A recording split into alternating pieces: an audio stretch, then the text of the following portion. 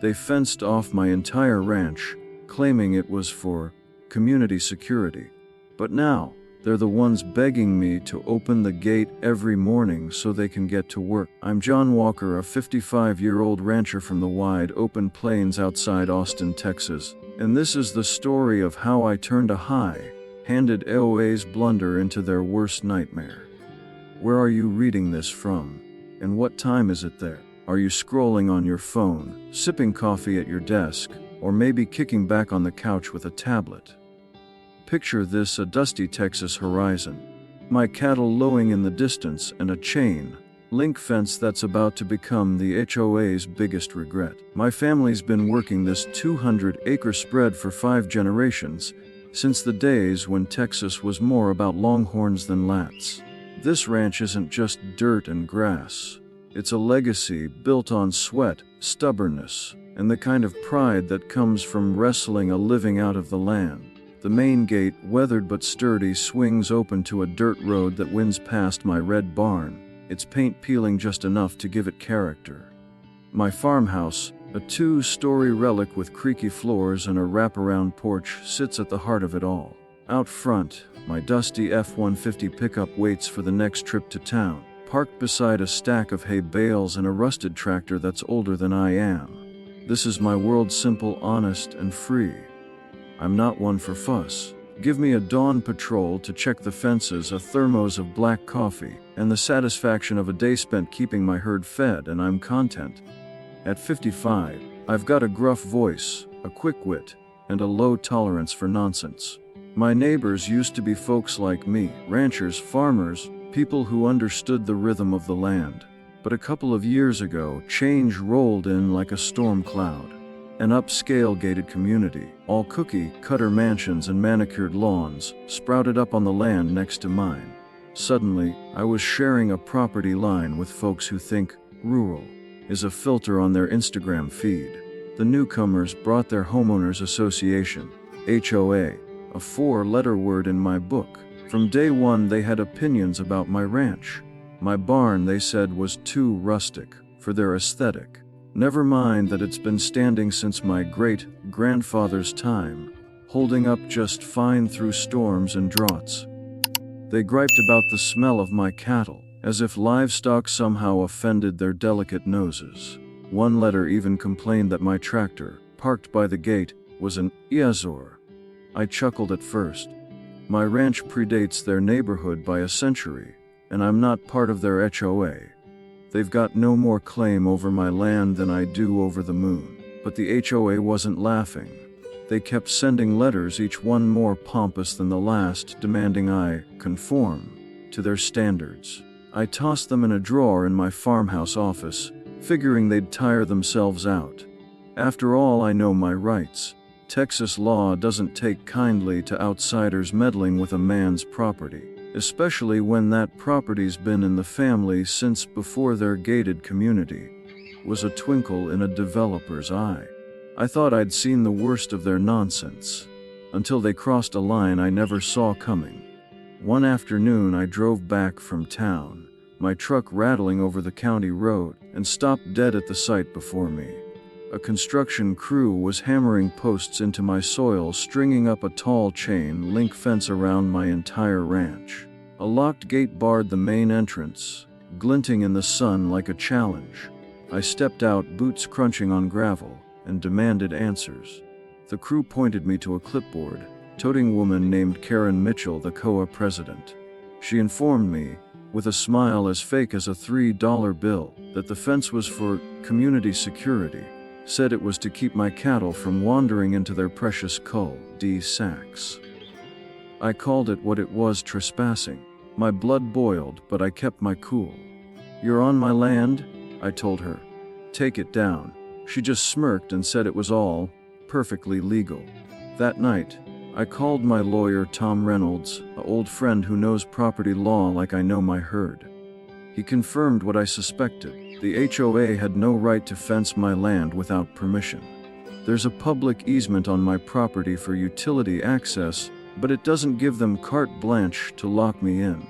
Tom promised to dig into it, but as I hung up, I noticed something that made my jaw drop. That shiny new fence didn't just encircle my ranch. It blocked the only access road to a small cul-de-sac in the HOA's neighborhood, tucked on the far side of my land. Their commuters, school buses, and maintenance crews. They all need to pass through my gate to get to the county road. By locking it, the HOA hadn't just caged me, they'd trapped themselves. Now every morning I sip my coffee on the porch and watch their cars line up at my gate. Karen shows up, hat in hand, asking me to let them through. And me, I take my time. They wanted to play hardball with a Texan. They're about to learn what happens when you mess with a man's land. This is a story of revenge. The kind that'll make you want to raise a glass and cheer. It's about standing your ground, outsmarting a pack of self-important busybodies, and turning their own arrogance against them. Stick with me, because this is just the beginning, and it's gonna be one hell of a ride. But it all started with a letter about my own unsightly barn. I'm John Walker, and if you're just joining me, I'm the rancher whose 200-acre Texas spread got fenced in by a meddling HOA hell-bent on community security. Last time, I told you how their chain-link monstrosity backfired, locking their own cul-de-sac residents out unless I open my gate. Where are you reading from today? Got a minute to picture a Texas sunrise, all pink and gold over my pastures? Let's rewind a bit to before the fence, when the HOA first tried to sink their claws into my land. Life on the ranch is simple, but it's mine. I'm up before dawn, boots on, checking the herd. My 200 acres roll out like a quilt, grazing fields dotted with longhorns, a creek that runs lazy in the summer, and that red barn, peeling but proud, where I store feed and tools. My F-150 caked with dust sits by the main gate, ready for trips to town. The farmhouse, with its sagging porch and windows that rattle in a storm, is home, cluttered with photos of my folks, my grandfolks, and the generations who carved this place out of nothing. I'm 55, gruff as gravel, but I've got a soft spot for a cold beer at sunset and a sharp tongue for anyone who thinks they can tell me how to live. The trouble started about 6 months ago, spring of 2025, when the HOA next door decided my ranch was their personal eyesore. Their gated community, full of McMansions with stoned facades and lawns so green they look plastic, had been throwing shade my way since they broke ground. I'd get the occasional dirty look from a jogger in yoga pants, or a sniff from some suit driving a Tesla past my gate, but I didn't expect them to come at me with paperwork. One morning, I found a certified letter in my mailbox, stamped with the HOA's logo, a pretentious crest that looked like it belonged on a wine bottle. I slid it open over coffee, expecting junk mail. Instead, it was a 3-page lecture about how my barn's faded exterior violated their aesthetic standards. They demanded I repaint it, preferably in a neutral tone, to match their beige utopia. They also griped about the odor of my cattle and the clutter of my tractor parked near the gate. I read it twice, waiting for the punchline. These folks thought they could dictate how I run a ranch that's been here since their great-grandparents were in diapers. I leaned back in my kitchen chair, the wood creaking under me, and laughed. They think they can tell a Texan how to run his land. Good luck with that.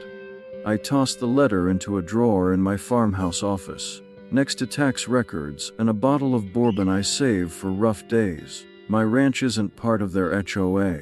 Never has been, never will be. The Walker family was herding cattle here when Austin was a speck on the map, and no clipboard-wielding busybody was going to change that. I figured they'd huff and puff, then move on to harassing someone who actually signed their rule book. But the letters kept coming. Every couple of weeks, another one would show up, each more absurd than the last. One complained that my roosters were disrupting the community's tranquility at dawn. Another suggested I consider paving my dirt driveway for a more polished appearance. I started pinning them to a corkboard in the office, like trophies from a hunt I didn't ask to join. I'd show them to my buddy Hank, who runs the feed store in town, and we'd have a good chuckle. Next, they'll want your cows to wear perfume, he'd say, slapping his knee. I wasn't worried. Texas law is clear: HOAs can't touch properties outside their jurisdiction, and my deed is older than their neighborhood's blueprints. I'd heard stories on Reddit about OAs trying to bully farmers or rural folks, demanding they mow fields like lawns or hide their equipment. It never ends well for the HOA. Those posts, like one titled, "HO wants a war with rural farmer," were my evening entertainment. Read on my phone while the crickets sang outside. I figured my situation was just another case of city folks with too much time and not enough sense. Still, the letters got under my skin, like a splinter you can't quite dig out.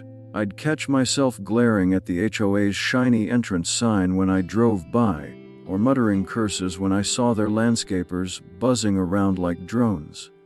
I didn't know it then, but those letters were just the opening salvo. The HOA wasn't content to nag from afar. They were planning something bigger, something that'd make a few complaints about my barn seem like child's play. One evening, as I sat on the porch watching the sun dip below the hills, I thought about my granddad. He used to say, "Land's the only thing that lasts, John. Hold it tight." I didn't realize how soon I'd need to fight for it. The HOA was about to make a move so bold, so boneheaded, it'd turn my ranch into a battlefield, and their community security into my trump card. But that's a story for next time. For now, picture me, a rancher with a drawer full of HOA nonsense, not knowing the storm that's coming. Then, one day, I saw the construction crew building a fence around my entire property. I'm John Walker, the Texas rancher whose 200-acre spread became a battleground when the HOA next door decided they could bully me into submission. Last time, I told you how their petty letters about my own sightly barn piled up, each one more ridiculous than the last. Where are you reading from today? Got a second to imagine the smell of fresh hay and the sting of a Texas summer? Let's dive into the moment everything went from annoying to outright war. It was a scorching July morning in 2025, the kind where the air shimmers and your boots kick up dust with every step. I'd been in town picking up fencing wire at Hank's feed store, swapping stories about the HOA's latest nonsense. My F-150 rattled back toward the ranch, the radio crackling with some old Willie Nelson tune. As I rounded the bend to my property, I slammed on the brakes. There, stretching across my land like a scar, was a chain link fence in progress, posts driven deep, rolls of metal mesh waiting to be strung up. A crew in orange vests swarmed the main gate, and a shiny new lock glinted in the sun. My heart pounded like a drum. This wasn't a letter I could toss in a drawer. This was an invasion. I parked and stormed over, my boots crunching gravel. What the hell's going on? I barked at a worker bolting a post into my soil. He pointed me to a woman in a crisp blazer, clipboard in hand, standing by a pickup with the HOA's logo plastered on it. Karen Mitchell, the HOA president, turned to me with a smile that could curdle milk. "Mr. Walker," she said, like we were at a damn tea party, "this is for community security. We're ensuring your livestock don't wander into our development." She gestured at the fence, which was already encircling my ranch barn, farmhouse, grazing fields, all of it. "You should be grateful for the upgrade." "Grateful?" I spat, my voice low and sharp. "You're on my land locking me in like a damn prisoner. Take it down. Now." Karen didn't flinch. She handed me a piece of paper, claiming they had the right to build because of a public easement on my property. Said it was all legal, approved by their board, and I'd just have to live with it. I crumpled the paper in my fist, my blood boiling. "You've got no claim here," I said. "This is Walker land, and you're trespassing." She just shrugged, told me to take it up with their lawyer, and turned back to her clipboard. By nightfall, the fence was done, a locked gate barring my main entrance. I could still get in through a back path, a narrow trail I used for moving cattle. But that wasn't the point. They'd caged my ranch like it was theirs to control. I drove straight to my farmhouse, the porch light buzzing as I dialed Tom Reynolds, my lawyer. Tom's a lanky guy with a drawl and a knack for cutting through legal bullshit. I told him everything: the fence, Karen's smug face, the so-called easement. John, he said, calm as ever, they're way out of line. There's an easement for utility access, power lines, water pipes, that sort of thing. But it doesn't give them the right to fence your land or lock you out. They need your permission, and they damn well don't have it. He promised to pull my deed and survey records, but warned it'd take time to build a case. Don't do anything rash, he added. I grunted, staring at the fence through my window. Rash wasn't the word. I wanted to rip it down with my bare hands. The next morning, I walked the perimeter, my dog Rusty trotting beside me. The fence was tall, sturdy, and ugly, cutting through my view of the hills. My cattle grazed unbothered, but I felt like a trapped animal. I thought about the stories I'd read online. HOA horror shows like the one on your Tango about a farmer sued for damaging property values just by existing. This wasn't just overreach, it was a power grab. Karen and her HOA thought they could steamroll me because their neighborhood had fancy gates and bigger bank accounts. But they didn't know me. Walkers don't bend, and we sure as hell don't break. I stood at the locked gate, the metal cold under my hand, and stared at the HOA's cul-de-sacs in the distance. Their community security had turned my ranch into a fortress, but it was about to become their prison. I didn't know how yet, but I could feel it, a crack in their plan, a mistake they'd made. I just needed to find it. For now, I'd keep my cool, let Tom do his digging, and watch the HOA squirm. They'd started this fight, but I was damn sure going to finish it. But then I noticed something that changed everything. I'm John Walker, the Texas rancher whose 200-acre spread got caged by an HOA's chain-link fence, all in the name of their so-called community security. Last time, I told you how their president, Karen Mitchell, locked my gate and claimed it was legal, leaving me fuming and my lawyer, Tom, digging into their flimsy easement excuse. Where are you reading from today? Can you picture a Texas sunset, the sky blazing orange over my pastures? Let's talk about the moment I went from cornered to calling the shots. It was late August 2025, a few weeks after the fence went up. I'd gotten used to using the back path to move my truck and cattle, a bumpy trail that wound through the creek bed to avoid the OA's locked gate. Every day, I'd walk the ranch, Rusty at my heels, glaring at that ugly chain link cutting through my view. My blood still boiled, but Tom had advised me to hold tight while he built our case. We'll hit him hard, John, he'd said. Just don't give them ammo. So, I kept my head down, mending fences, feeding the herd, and ignoring the HOA's occasional letters demanding I maintain their damn fence for them, as if I'd polish their cage. Then, one morning, I was sipping coffee on the porch, the air heavy with summer heat, when I noticed something odd. A line of cars was idling on the county road, just beyond my gate. Not just any cars, fancy SUVs, a school bus, even an HOA maintenance truck, all stuck like cattle in a chute. I set my mug down and walked to the gate, Rusty trotting behind.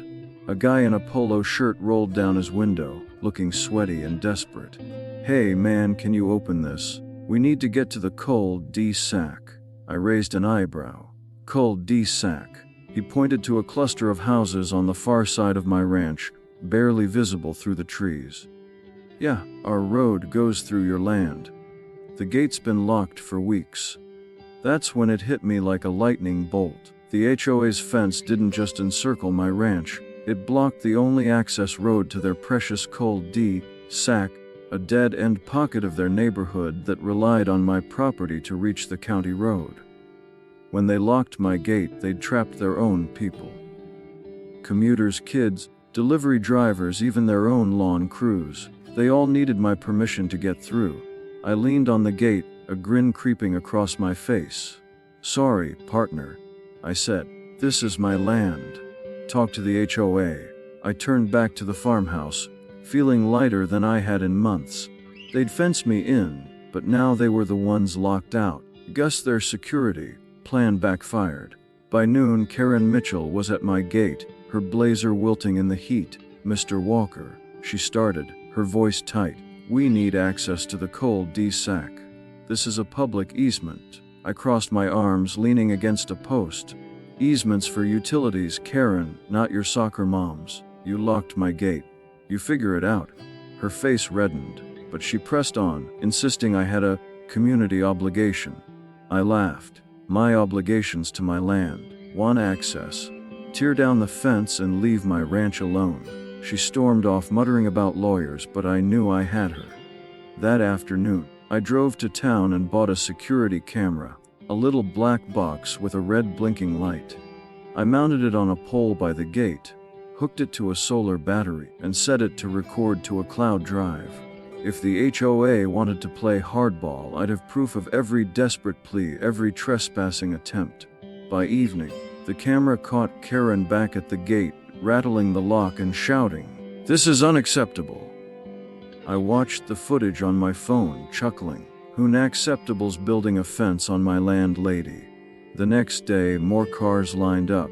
A school bus driver honked, kids peering out the windows. A delivery guy left packages on the road, cursing as he drove off. I sipped my coffee in no hurry to play gatekeeper. When Karen showed up again, her tone was softer, almost pleading. "John, please. People are late for work." I shrugged. "Not my problem. You wanted security, you got it." She glared, but I could see the panic in her eyes. The HOA had screwed themselves, and I was holding the key. I called Tom that night, laying out the situation. He laughed so hard I thought he'd choke. "John, this is gold. They've handed you leverage on a silver platter. Keep that camera rolling and don't budge. We'll use this in court." Texas law, he reminded me, is fierce about landowner rights, especially for non-HOA properties like mine. Cases like those on Reddit, where HOAs tried to bully farmers, always ended with the landowner on top. I hung up feeling like a fox in a henhouse. The HOA thought they'd caged me, but I was about to turn their fence into my fortress. Now every morning, the HOA president comes to my door, hat in hand. I'm John Walker, the Texas rancher who turned an HOA's chain link cage into their own prison. Last time, I told you how I discovered their fence blocked their Col de Sac's only access road, forcing them to beg me to open my gate. Where are you reading from today? Can you feel the crisp winter air over my Texas ranch? The kind that makes you pull your jacket tight. Let's wrap this up with a victory so sweet, you'll want to raise a glass. It was December 2025, and the HOA had been squirming for months. Their commuters, school buses, and maintenance crews were at my mercy, lining up daily at my locked gate. Karen Mitchell, the HOA president, had gone from smug to desperate. Her pleas caught on my security camera. I'd held firm, no access unless they tore down the fence and left my ranch alone. But the HOA wasn't ready to fold. Instead, they doubled down, filing a lawsuit to force me to grant access without conditions. They claimed their easement gave them rights to my road and that I was obstructing community welfare. I laughed when Tom, my lawyer, read me their complaint. "Welfare," I said. "They're the ones who caged my land." The hearing was set for a chilly morning at the county courthouse, a squat brick building in town. I walked in, boots polished, my deed and Tom's briefcase as my weapons. Karen sat across the room, flanked by a slick lawyer in a suit that probably cost more than my tractor. The courtroom buzzed with Col de Sac residents, some glaring at me, others at Karen. Tom presented our case like a maestro, my family's deed, proving the ranch predated the HOA by a century. Records showing the easement was for utilities, not roads, and my favorite, hours of security footage showing Karen rattling my gate, yelling, and once trying to climb it, only to slip and land in the dirt. The room snickered as the video played, Karen's face turning beet red. Tom called witnesses, including a Col de Sac mom who admitted the HOA's fence had made her life hell. "We're trapped," she said. "Hard Karen told us John's the problem, but he's just protecting his land." The judge, a no-nonsense woman with a thick Texas drawl, leaned forward. She grilled the HOA's lawyer, who stammered about community needs. She cut him off. You built a fence on private property without permission. That's not a need. That's a mistake. Then she turned to me. Mr. Walker, you've been patient. What do you want? I stood, voice steady. My land, my freedom, and their fence gone, Your Honor. The ruling came fast. The judge ordered the HOA to remove the fence, pay my legal fees, and cease all interference with my ranch. She cited Texas law, which fiercely guards landowner rights, especially for non-OA properties like mine. You overstepped, she told Karen, noting that 38% of HOA residents find their associations too restrictive, a stat Tom slipped in from a YouGov survey. The gavel fell and the courtroom erupted in whispers. Karen looked like she'd swallowed a lemon. I shook Tom's hand, grinning. That's what I call justice, I said. Back at the ranch, the fence was still up while the show dragged their feet on removal. I decided to have some fun. I posted a sign at the gate: daily access fee $50, cash or check. Every morning, Karen or some HOA lackey would show up fuming and slide me the money. I donated every cent to a local veterans charity, dropping off the checks with a wink to the folks at the VFW. The camera kept rolling, catching Karen's daily humiliation. One morning, I found her stuck in a gap in the fence, her blazer snagged on a wire. Need a hand? I asked, laughing as I helped her down. Next time, just knock. She muttered something and scurried off, leaving me chuckling in the dust. The cold D-sack folks started warming to me. A few, fed up with the HOA's nonsense, knocked on my door, not to beg, but to chat. One guy, Mike, asked if I'd teach his kids to ride horses. They're sick of concrete and rules, he said. I set up a weekend lesson in my pasture, the kids giggling as they trotted on my old mare Daisy. Their parents brought beers, and we swapped stories about HOA headaches. It was ironic as hell. The HOA tried to fence me out, and now their own people were crossing the line to my side, drawn by the ranch's grit and freedom. The fence finally came down in January. The chain link hauled off in trucks as I watched from my porch. The gate swung free again, my land unbroken. I kept the camera up, just in case, but the HOA was quiet, licking their wounds. Karen resigned, or so I heard, and the new president sent me a letter promising to respect boundaries. I framed it next to the old complaint about my barn, still unpainted and proud. Looking back, I learned something. They tried to take my freedom, but I turned their fence into my fortress. Never underestimate a Texan with a deed and a lawyer. My granddad was right. Land's the only thing that lasts. I held it tight, and I won. So here's to standing your ground, outsmarting the Karens of the world, and laughing when they get stuck in their own traps. Cheers to that.